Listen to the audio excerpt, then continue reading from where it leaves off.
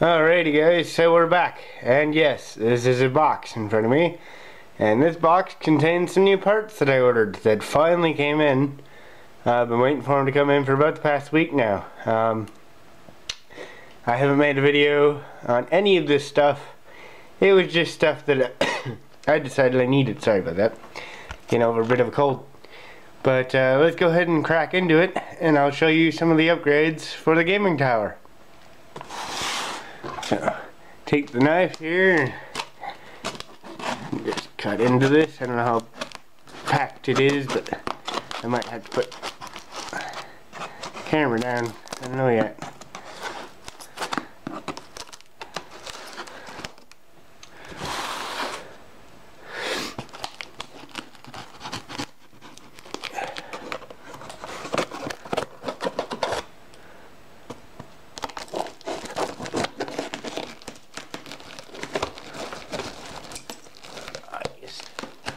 Stop being stubborn. Oops, had some of the packaging. I don't know what I was poking at, but a new egg in their packaging crap, of which we managed to pull some of that with us. But inside, I'm relatively happy to see that this is packed really well. Inside we have some upgrades. Brand new X4 760K Athlon quad core. This is going to be upgrading from the A6 5400K dual core that was in my system. So this should match with the 7770 relatively well. And I've also heard that this processor overclocks like a beast. So that'll be interesting to see for sure. Set that aside for now. Then we have a Western Digital Blue 1TB 7200 RPM drive with 64 megs of cache. So this should make a nice little addition to the system as well. Won't go ahead and open that up entirely yet, but as you can see, 1 terabyte. So I really needed one of these. And last but not least, we have an EVGA 500 watt 80 plus bronze certified power supply. So yeah, I most definitely needed this as well. I had it, I had a Corsair CX430, but I ended up selling it to a buddy that needed a much better power supply for his build. He was running a $15 Logsys 480 watt, so it claimed, power supply. It was one of the cheapest piece of crap power supplies I've ever seen, and I'm really surprised it lasted as long as it did. Still works actually, no swollen caps or anything, but it is just the biggest cheap pile of crap. So I gave him my power supply and got this one to replace that. So all of this will be going into the build, and I'll cut back in a second and we'll start installing stuff. Or, well, I kind of do a as things progress type installing things, because I don't have a tripod and I'm not going to try to install things and hold the camera at the same time. So talk to you guys in a minute. Alrighty, so progress update. We have the 1 terabyte drive installed, and we're about to unbox the EVGA 500 watt power supply. So I figured I would show this on camera. This is my first EVGA power supply. I like their video cards, and I got one of my friends the just standard 80 plus version of this power supply, and so far he has had no issues. He's powering an FX 4130, 120 gig SSD, an NVIDIA GTX 750 Ti, what else? And I think a 320 gig hard drive, and it's been running great for him. So let's go ahead and pull this slip down here, if it'll let me. Now the funny thing is right now I have Comcast internet, and I'm thinking about reinstalling Windows and all that, you know, putting on the 1 terabyte hard drive, and my network shits the bed. So I have no TV, no internet, and no phone right now. And Comcast is saying it'll be fixed by 2:20 in the afternoon, and it is, well, those clocks are wrong. It says 2:20 right now, but it's coming up on that time. So let's see if they can keep their word. It started out as 1:05 and now it's 2:20, so be interesting. Alright, so inside the box you get the EVGA booklet thing, how-to manual that you should just instantaneously throw out. Or you could read if you're entirely bored. But it's talking about the EVGA premium power thingamajig, because they're quality. And this is non-modular. It was a $40-some-odd power supply, so can't expect modular. Gives you power cable, and supposedly an absolute shit ton of connections. But pull this out.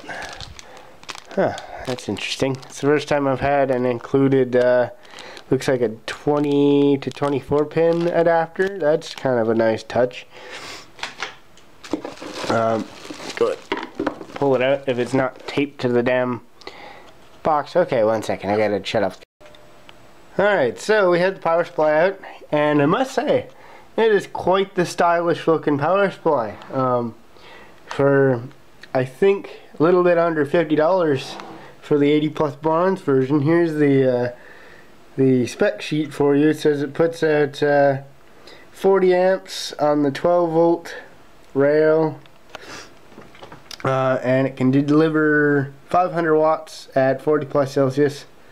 So I won't need anywhere near that much. I'm probably pushing, I know the 770 takes 221 under full load, and that's without an overclock, and the processor will probably take maybe 120, 130, give maybe 20-30 for the hard drive. Yeah, I'm pushing maybe 300, 350 at most, so this should do perfectly. I know my CX430 that I had in here didn't even bat an eye at the hardware that's inside here, so this should be more than plenty, and it'll have all of the connections that I need, because the 430 was a bit light on SATA power connectors. It had 4 of them. This one has 6, I do believe, and 2 PCIe 6 pins, so that's nice. But let me get this installed and we'll be back. So we've run into our first issue with this power supply, and that is, unlike a lot of motherboards where the 20 plus 4 pin is down here somewhere, mine's up here above the CPU. So I have to route the 20 plus 4 pin cable through that top hole over to the plug. Now on the Corsair power supply, this wasn't a problem. It was a bit tight, but it fit. All the things, the cable reached without issues. On the EVGA power supply, however, it's pretty far away. It gets to about right there, to the point where the plug is over it, but you can't turn it to insert it because the cable's too short. So I have to do something I hate doing, especially when cable managing, and that is somehow run the 20 plus 4 pin inside the case, and all the other cables on the outside of the case. I am like deadly short on zip ties, so I don't even know how I'm going to cable manage this. I used all the cable ties I had in the last power supply cable management, and I haven't gotten more since then. I forgot to order more. So I'm a bit screwed on that front, but figure something out. But yeah, just a note to anybody that buys the EVGA 500B, the 20 plus 4 pin is short.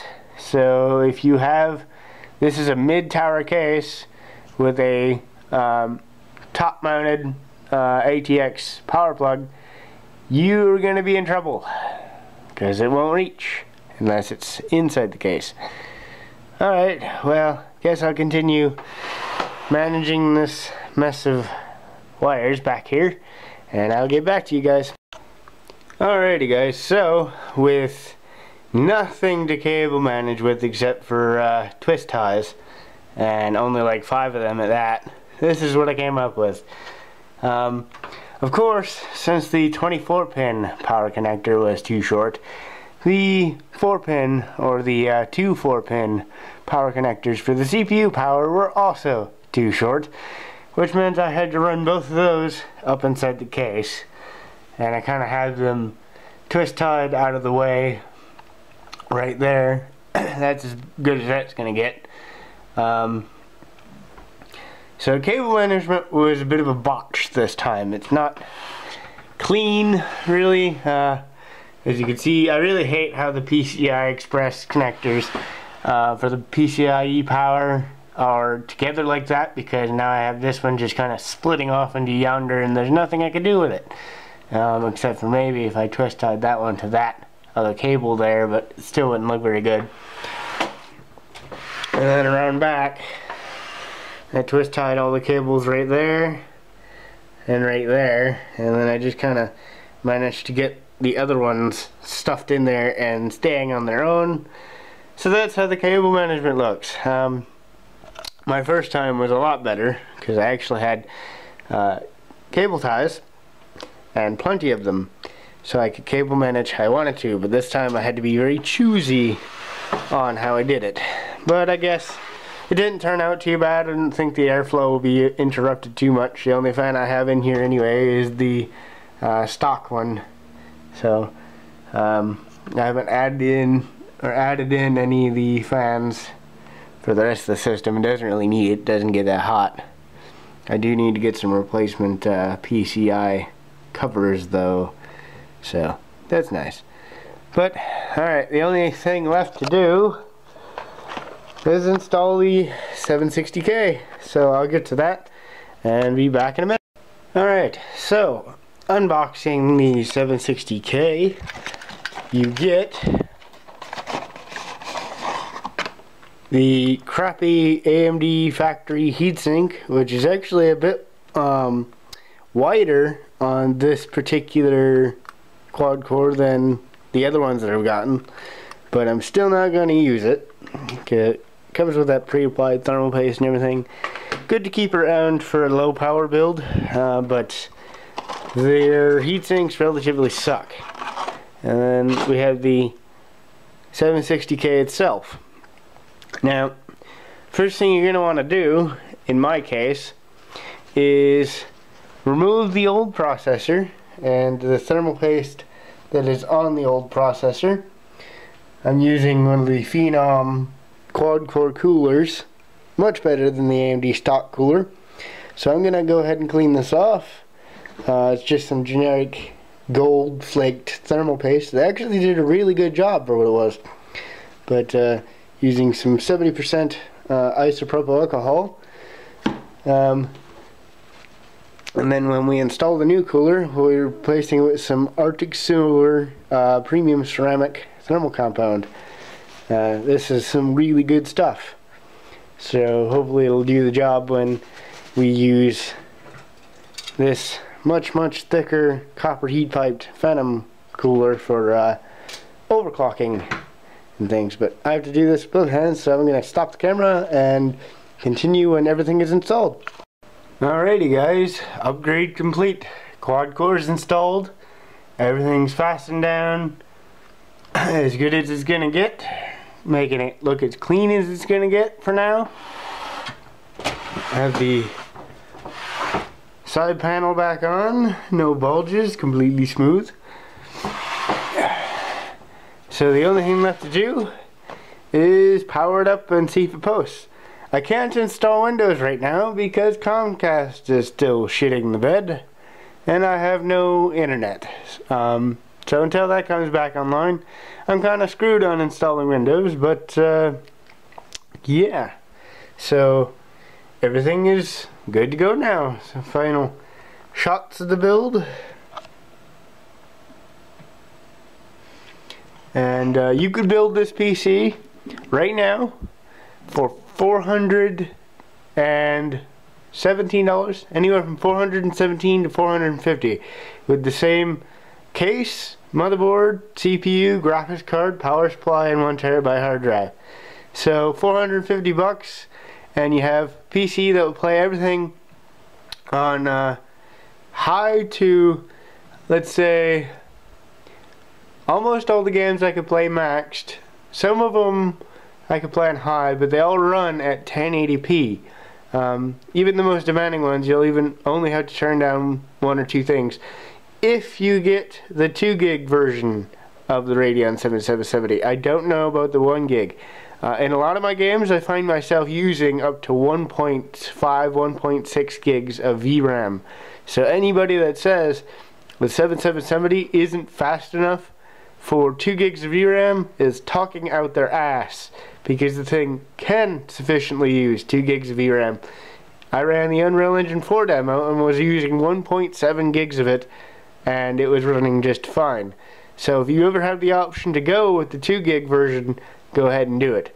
This card is pretty cheap. It's anywhere from 70 to 80 bucks, with all the way down to like 50 with a mail-in rebate when I got mine. So awesome deal. But I'm gonna put the side panel on. I stuck everything back in their boxes, the old hard drives, put the A6 5400K back in the 760K's box, along with that cooler that I didn't use. So it's a bittersweet moment. I really liked that A6 5400K. A lot of people ragged on it because it's a dual core, 3.6 gigahertz dual core.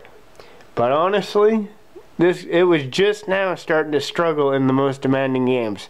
It was still doing fine, and mine overclocked to 4.8 gigahertz. Like, it was a beast of a processor. That processor is $50. You couldn't ask for a better dual core. But I'm hoping that this 760K proves to be just as good. I just reset the BIOS so it wouldn't try to load my overclock settings and everything for the dual core. So should be interesting. But I'm gonna stop rambling now and get everything back together and get it in my room, get it hooked up, and we'll go from there. Alrighty guys, sorry I couldn't film the first power on. I had a strange issue. The motherboard wouldn't accept the new CPU until I turned it on with the old one in with the BIOS reset. After I did that, we're now in the BIOS. As you can see, AMD Athlon X4 760K quad core, running at 3800 megahertz. Everything is stock in the BIOS, and I'm just seeing what load temperatures, if it sits for a while, what it gets to. The target CPU temperature is 60 Celsius. It's at exactly that, and the fan's starting to throttle up. So I have to see just how good this heatsink works. But it works, it runs, everything is good. So next update will be when Windows is installed. Talk to you guys in a bit.